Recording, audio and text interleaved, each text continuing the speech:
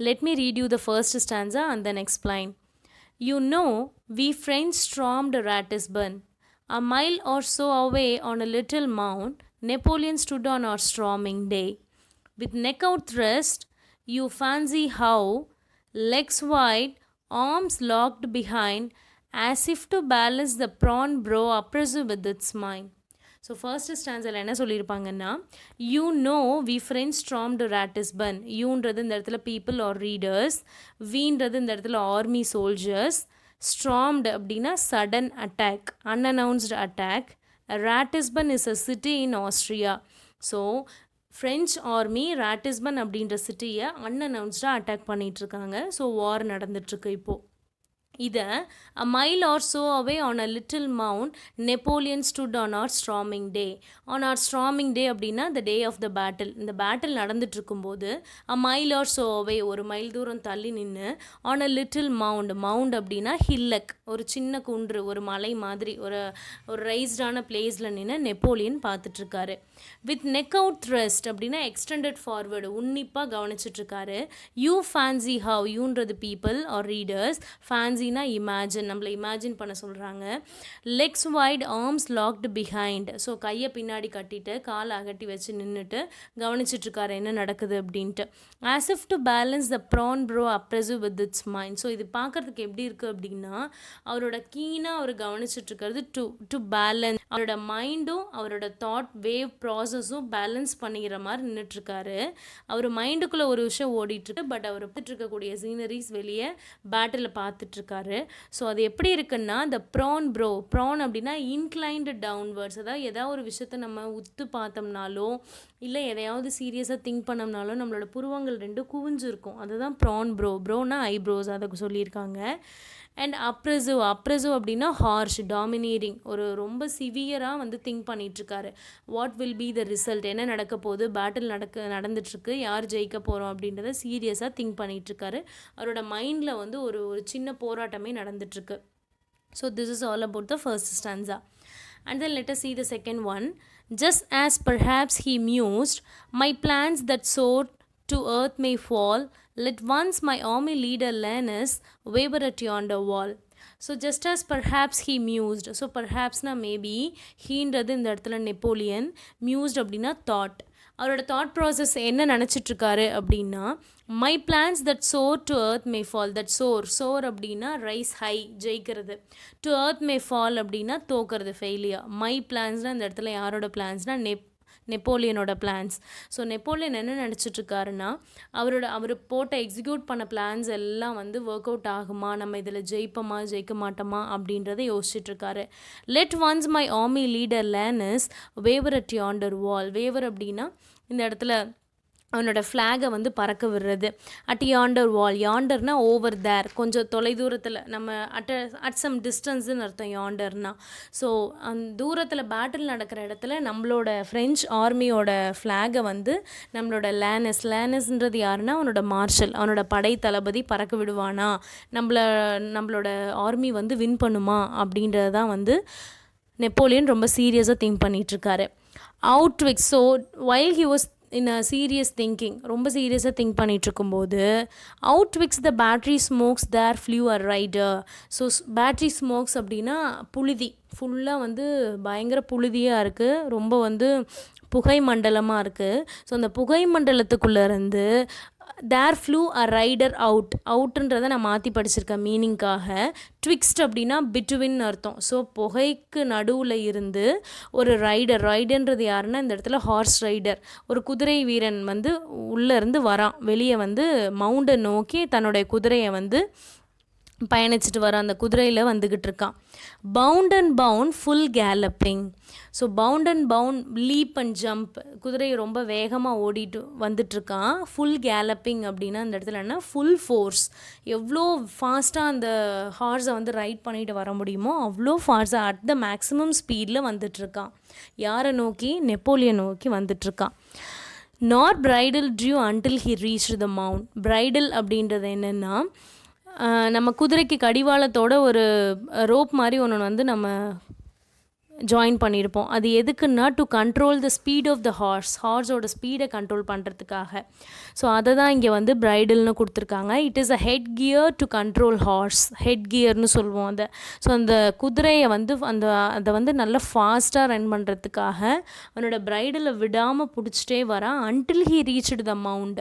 So Napoleon கிட்ட வந்து சேர்ற வரைக்கும் அந்த குதிரையோட அந்த பிரைடல் அவன் விடவே இல்லை, ஸ்பீடப் பண்ணிகிட்டே இருக்கான் குதிரையை.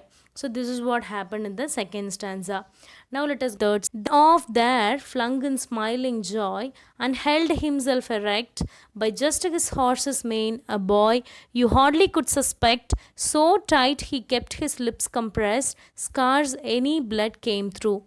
You looked twice ere you saw his breast was all but shot in two. So third stanza எதை பற்றினா what happened then after the arrival of the soldier. So ஒருத்தன் ஹார்ஸ் ரைடர் வந்துட்டுருக்கான், probably he would be a soldier. So அந்த soldier வந்து என்ன சொல்ல போகிறான் அப்படின்றது தான் third stanza. Then off there, இந்த இடத்துல ஆஃப் ஓஎஃப்எஃப் ஆஃப் அப்படின்றது என்னென்னா he reached the mount and he got down from the horse. கிட்ட வந்த உடனே ஹார்ஸ்லேருந்து கீழே இறங்குதான், அதை தான் அந்த இடத்துல ஆஃப் தேர்னு சொல்கிறான். ஃப்ளங் இன் ஸ்மைலிங் ஜாய், ஃப்ளங்குனா என்னென்னா ஃப்ளிங்கோட பாஸ்ட் ஃபார்ம் தான் ஃப்ளங். ஃப்ளிங்குனா துள்ளி குதிச்சு வர்றது. இன் ஸ்மைலிங் ஜாய் ரொம்ப சந்தோஷத்தோட எக்ஸைட்மெண்ட்டோட வரான், யாரை நோக்கி? நெப்போலியனை நோக்கி. அண்ட் ஹெல்டு ஹிம்செல்ஃப் எரெக்ட், கிட்ட வந்தோடனே ஹோல்டு ஹிம்செல்ஃப் எரெக்ட் அப்படின்னா இந்த இடத்துல என்ன?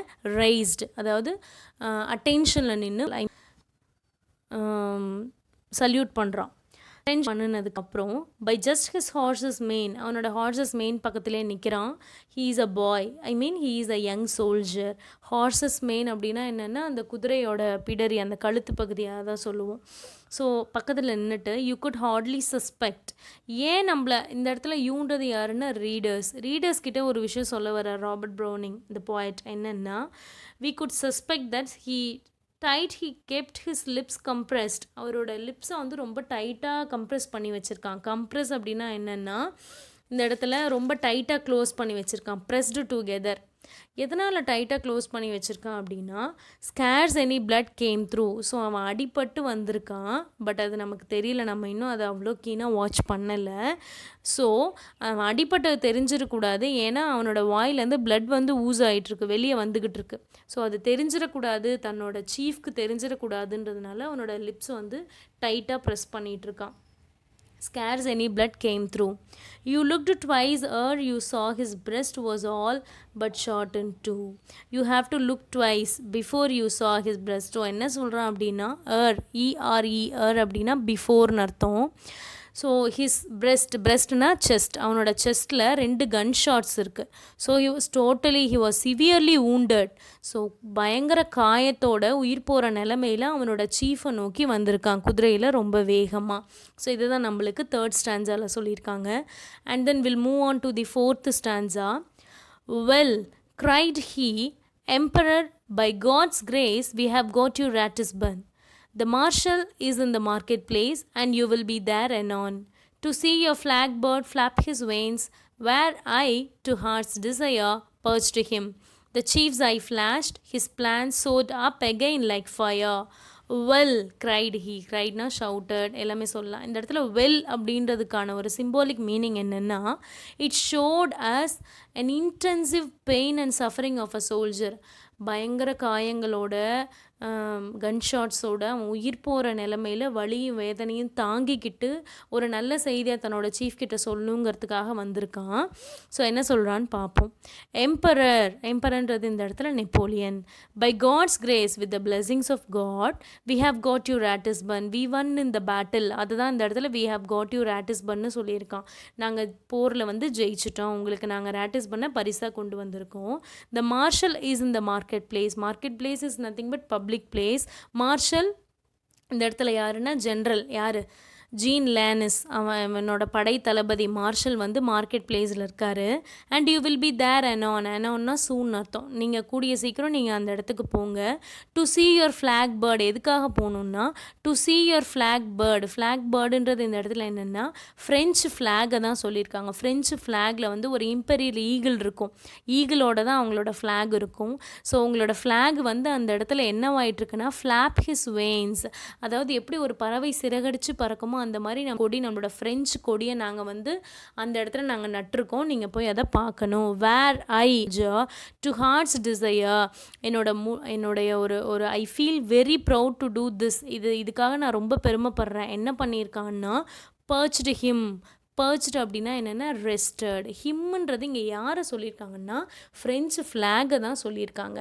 ஸோ அந்த ஃப்ளாகை இந்த இடத்துல என்னவாக்கிட்டாங்கன்னா பெர்சானிஃபை பண்ணிட்டாங்க. இந்த இடத்துல பெர்சானிஃபிகேஷனும் இருக்குது.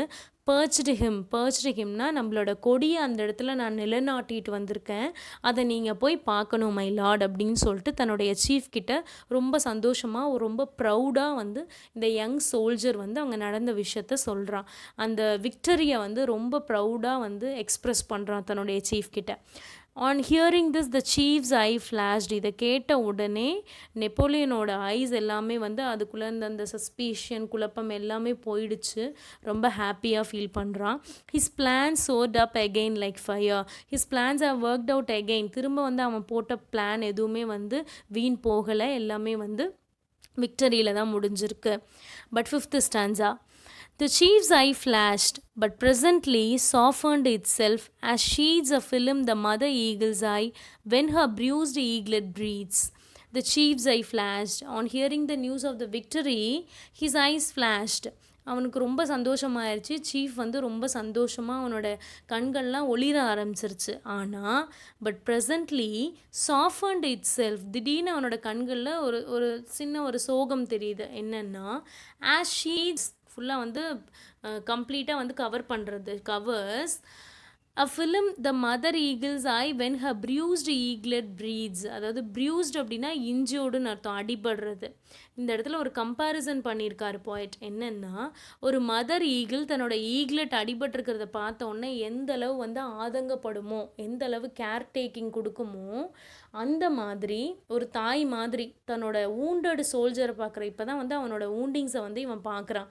அவனோட செஸ்ட்டில் வந்து 2 கன் ஷாட்ஸ் இருக்குது, ப்ளஸ் நிறைய காயங்களோடு வந்திருக்கான். அவன் பேச பேச பிளட் வந்து ஊஸ் ஆகிட்டுருக்கு. ஸோ இதெல்லாம் பார்த்த உடனே எப்படி ஒரு மதர் ஈகிள் தன்னோட ஈகிளட்டை பார்த்து தன்னுடைய குட்டியை பார்த்து வருத்தப்படுமோ அந்தளவு ஆதங்கம், சந்தோஷத்துக்கு மேலே இந்த ஆதங்கம் தான் நெப்போலியனுக்கு அதிகமாக இருக்குது.